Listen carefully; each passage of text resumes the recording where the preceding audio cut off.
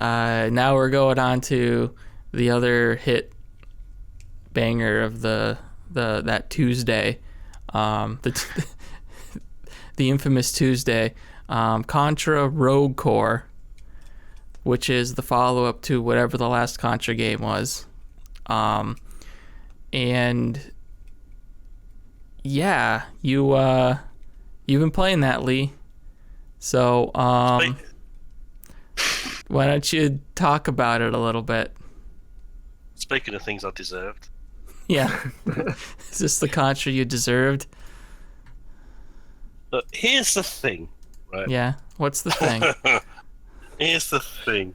I'm one of these kind of guys. I'm old enough to remember. I was young, but I'm old enough to remember the nostalgia gaming from the late 80s, early 90s. Mm-hmm. And I'm also one of the schmuck that goes out and goes, "Oh, they've done a 3D Altered Beast. I'll get that. Oh, they've done a 3D Golden Axe. Let's get some of that in." And it's Wait, they did a 3D Altered Beast? Yes, they did on PS2. Oh my god. And it's absolutely fucking atrocious. Well, the It's first really one was awful. atrocious, so I imagine the second one would be too. But it was the 80s, so we didn't care. There The are arms people fell who off when you cared. kicked something. It was fine.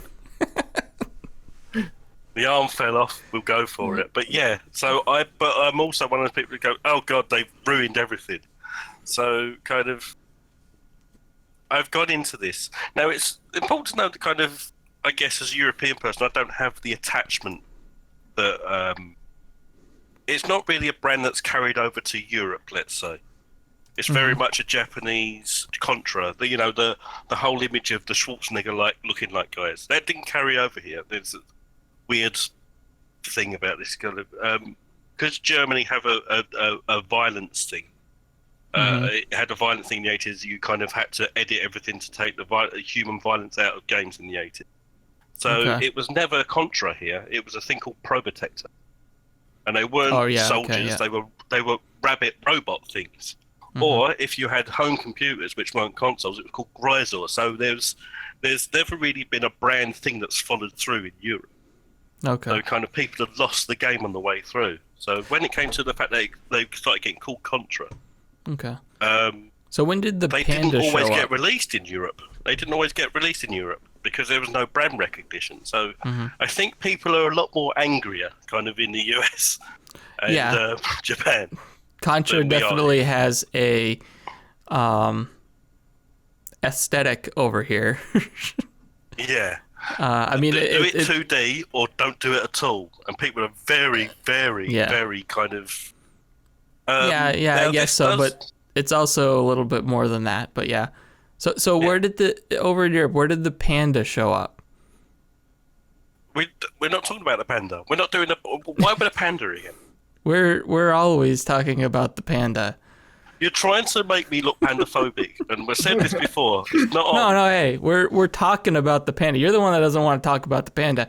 Everyone else wants to talk about the Panda. God damn it, there's a Panda in there, but you don't have to play him. Anyway. Okay, you're only doing this podcast so I can rant about fucking Contra, aren't you? I actually didn't know about the Panda until today. I looked at it. I'm like, there's a fucking panda in this game. There's also an alien that's just a bobblehead on tentacle legs and called the Gentleman. That's another story entirely. Oh. Sounds European. So anyway.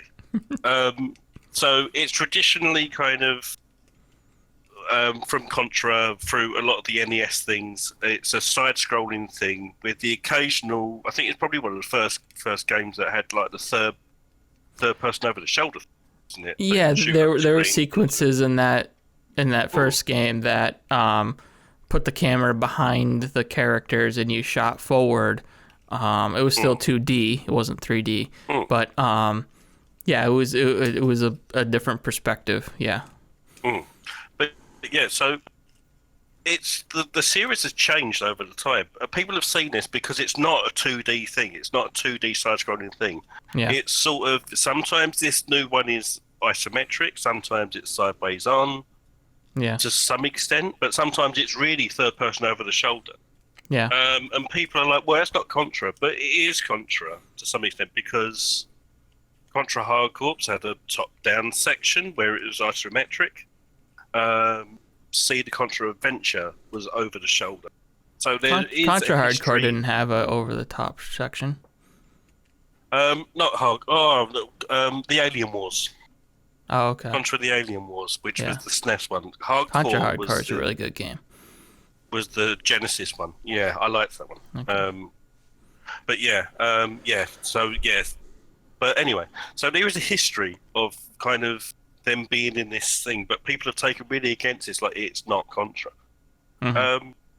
I guess it isn't, but I think so. Yeah, I think a lot of Contra comes from the it's 2D, but that's not necessarily what makes it Contra. It's more of like the attitude and the kind of it's over the top, but it's leaning into it. It knows it's ridiculous, like 80s action movie schlock, and also just like a really good, finely tuned shooting. Like that, they're not just like throwaway, budget games or something like that. Like the action and the boss fights and the level design and everything is actually really good.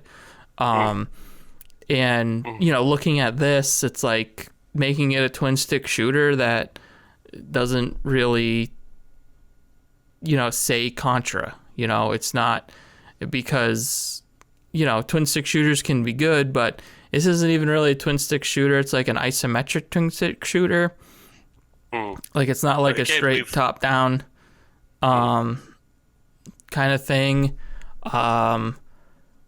And it just looks like super unpolished and super like everything about it feels like budget. Like this looks like that Bombshell game that came out a few years ago from 3D Realms. That's kind of the look of it, and kind of look of it from not just a screenshot perspective, but actually when you start to see like the cutscenes and the characterization and the actual way that it moves and everything like that, it feels a lot more like that. And boy, was that a bad game. So yeah, it just doesn't seem. It seems like a game that would have come out on Xbox Live Arcade 6 years ago or something or last generation. And been like, hey, here's the new Konami Contra game, and it's part of Summer of Arcade, and it's $15 or something like that. It just seems like very odd for it to come out at this point in time, in my opinion, anyway. It does seem like that. This is where I'm supposed to say it's the worst thing I've ever played. Like everybody else, it's shit. But here's the thing: it's a serviceable twin stick shooter.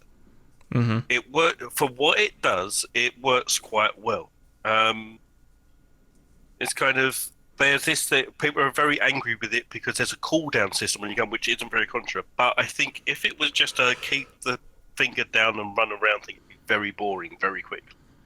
By the way the game is structured, it does have that thing of keep your eye in your separate cooldowns. And it makes it a little bit more interesting than it is. It's not as fast as a Contra. It's a little bit slower. But it gets more interesting when you get to the end of it, because people play the demo and go, I'm not touching that again. And then you get past the demo and you see how there's a massive upgrade system and a massive kind of offense-defense system in there. It's really it's like, what is this doing in the Contra game? But it also kind of shows you that they're thinking about replayability. So eventually you will go back and you will run through these things like you do in a Contra game. Whether people are going to have the patience for that, especially in a game that only works really in a 20-25 minute. That's the thing. It's like, does everything else hold up to make it interesting enough to be like, oh, I got this special new upgrade? Is it gonna mean Is it going to completely change the game? Is it going to make it worth it going through these levels again? It does make it more fun because obviously you get faster. You get kind of your cooldown drops down vastly, so you can kind of have a lot more duck and weave than you do in the first kind of maybe hour or so. Okay. But I'm not saying it's like a masterpiece. Don't get me wrong. It's like it's a light 6, but Okay. it's definitely not a heavy 2. There's this kind of disconnect. But there are things like, say, it has a feel of one of those things. You know, when you see a kind of fairly recent game and they port it to Switch and all the textures have gone because it can't quite handle it when it's not done. Mm-hmm. No, but it does feel like a game that maybe wasn't meant to be pushed as hard as it is, and definitely not because it's a £40 game here, which is like $50. Mm-hmm. It should absolutely be at least £15 to £20 cheaper or dollars cheaper. It's probably massively overpriced. I don't know what people are thinking of it. You know, it doesn't seem like it's the Konami's big return to gaming. Mm-hmm. Definitely. So I don't know why it's seen as such. It's obviously a small game designed for a smaller audience. Yeah, but so why call it Contra? Well, this is right. Here's a little quick debate. Does a series that is nostalgically, especially after we talked about kind of Zelda and how Zelda has it's been allowed to change. Mm-hmm. That jump from that very top-down kind of board style system to the 3D system we're in now. That's been allowed to change. Does a nostalgic series that is kind of based on that kind of 30-minute loop thing, does it need to stay like that, or does it have it in it to change and grow and be something else? Are you comparing Contra Road Core to Ocarina of Time? No, I'm comparing sort of one sort of nostalgia thing, which is allowed to change, and it has changed, and people have appreciated it. It's not many people that say, apart from me, because I'm awkward, I like the top-down thing, but I don't like the 3D things. No, you know, but it's a deeper game, and it earns its change because there's more depth to it. Something that intrinsically doesn't have much depth apart from jumping and shooting and catching the thing that floats along with the wings. Mm-hmm. Can it sustain it over that amount of time? And should it be allowed to change to what it is now, or what it was 10 years ago when it did Neo Contra, which is like a top-down twin-stick shooter itself? You know. Yeah, I mean, yeah. If the you know, if it works, sure. I mean, this works, but just not spectacularly. But it doesn't work. Changing it doesn't mean it doesn't work anymore. You know. Okay. I mean, I played the demo, and I think it played real bad. The demo actually is completely different from the first level of the game. There's sections of it. Okay, but I think the actual like mechanics of shooting was not very good. I thought it was alright. Like as a twin stick shooter, and I'm a big fan of twin stick shooters. I didn't think it was that great. So I don't know. It's I'm not really arguing with you. I'm just no. I just don't think that there's like a comparison here between, like, you know, these big series that take risks and then they work out, and this seems like a just from like the presentation of it, the fact that it's, you know, it is overpriced, but it's still not, you know, it's still not $60. It's $40 over here. Which, yeah, it's a lot more expensive over here. Yeah, it seems like $10 more expensive. Yeah. Yeah, But yeah, like I said, it looks like, and I thought it played like, for the bit that I did play, like something that would have come out last generation for that, like, Xbox Live Arcade. That's arguable to say. Yeah, it definitely doesn't feel like a. There's been things that kind of have kind of advanced with that sort of thing, but yeah, I don't know. And like I've seen some of the videos of these upgrades that you do get, and it seems like it could be explained and presented a little bit better. It seems like it's kind of a lot for the type of game that it feels like. Like it doesn't feel like when you're playing it, doesn't feel like there would be this amount of customization that you would be able to do to it. And I guess I'm just wondering, like, with those upgrades, like, what do you do with them? Like, do you apply them and then continue playing a new level, or do you go back to the old levels? Like how long is it? How long? Okay. Either or, yeah. You can kind of either replay or move forward. So when you replay, does it get? These things, does it replay? When you replay, does the level get more difficult in order to make it seem like that these abilities you got, like, you can actually use them, or are you just mowing through the enemies and you're not even like noticing it because you've got these new upgrades and stuff? You're kind of mowing from a little bit north, but it's not like, oh, this is a cakewalk now. The propulsion to keep going is you can also, these are like drops that you get these upgrades, so you can add more. So there's more of a propulsion to keep going than just keep grinding the old levels to get your powers up and money and stuff. You'll actually pick that up with progression. You find the weapons, you find the armor boosts and the health boosts and the dexterity boosts, like that. But yeah, I think it would all be a little bit more palatable if it wasn't so damn cheap. There's an element of real cheapness that you can't get past. There's this thing, if you've ever played the old Turtles game, Turtles in Time, they have this weird gimmick where it's really fun, where kind of you'll hit a foot soldier and he'll like throw it towards the screen and he'll smack into the screen. Yeah. Slide down the screen like a comic thing. Yeah. Really funny, really done. This looks like they've just thrown kind of a JPEG picture of the screen. Yes, it does. does. It just doesn't move, and it slides down, and it's so in your face, and it's so distracting, and it's so cheap. And it happens a lot. Like they think it's a really good gag. It's funny once. Yeah. And it's only funny because it's bad. Yeah.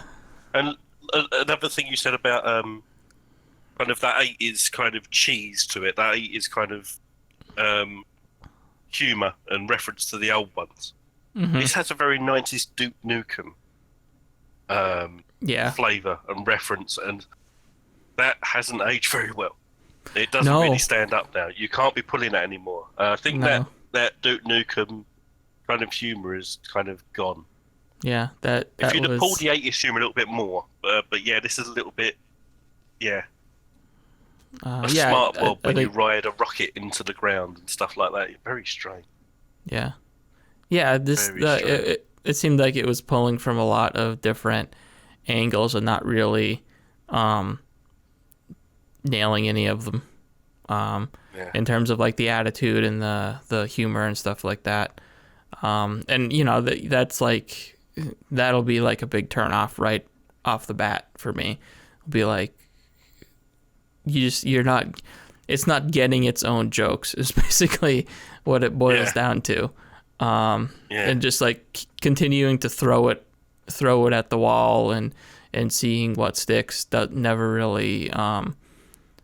really pan out in the long run, especially if you're playing through these levels again, and I'm sure the cutscenes don't change. No. So you have to watch it again, or even the little like animations that happen when you get to certain points in the level. I don't know. To wrap up, I'm having a decent time. Yeah. I could be having a good time. That's the thing. Right, yeah. It's not a ruiner. It's definitely not a fury. Mm-hmm. But I guess I can't see it being expensive for much longer. But I guess if you kind of shaved $20 of it, it wouldn't be too bad. You'd have a decent enough time with something that's called Contra. Yeah. But I wouldn't. But I probably wouldn't buy it at this price. Absolutely not. Yeah, and they got a season pass for some reason. I saw that too. A season pass.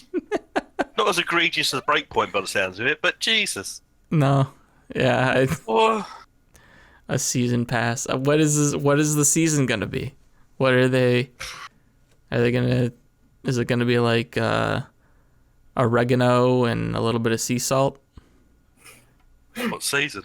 It's the winter of a discontent. That's what it is.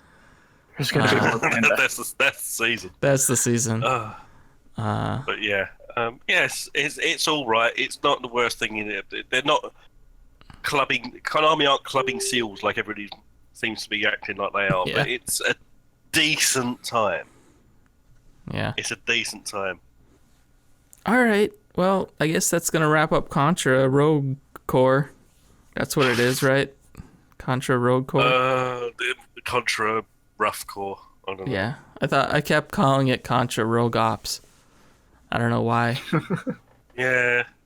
Thank you for joining us on this very special episode of Voxel Viewpoint. If you'd like to hear or see more, please consider subscribing to us on your favorite podcast app, subscribing to us on YouTube, or visiting voxelvoice.com, where all of our great content comes together in one place. Also check out the Voxel Voice Facebook group, where you can join in on the discussion with a great like-minded community.